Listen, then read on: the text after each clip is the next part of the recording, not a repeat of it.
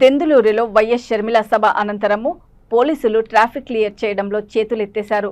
గంటకి పైగా ట్రాఫిక్లో చిక్కుకున్న షర్మిలారెడ్డి కాన్వాయ్కి క్లియరెన్స్ ఇవ్వటంలో పోలీసులు వైఫల్యం చెందారు. కనుచూపు మేరలో పోలీసులు ఎవ్వరూ లేకపోవడంతో వైఎస్ షర్మిలారెడ్డి ఆగ్రహం వ్యక్తం చేశారు. ఎస్పీకి ఫోన్ చేసినా వారి నుంచి స్పందన కరువైంది. దీంతో పోలీసుల తీరుపై కలెక్టర్కి ఫిర్యాదు చేశారు. మేము ఇక్కడ పర్మిషన్ తో పబ్లిక్ మీటింగ్ పెట్టుకోవడం జరిగింది. గోపన్నపాలెంలో కాంగ్రెస్ పార్టీ పబ్లిక్ మీటింగ్ పెట్టుకోవడం జరిగింది.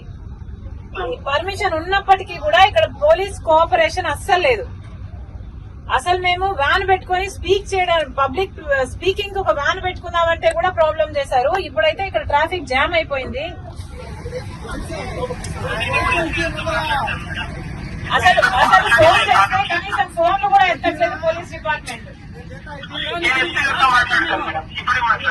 ఇక్కడ కనీసం ఒక గంట అయిందంటే మేము ట్రాఫిక్ జామ్ లో ఎదుర్కొన్నాం. అసలు పోలీస్ కోఆపరేషన్ లేదు. Please takes an action also. Thank you. Immediately please.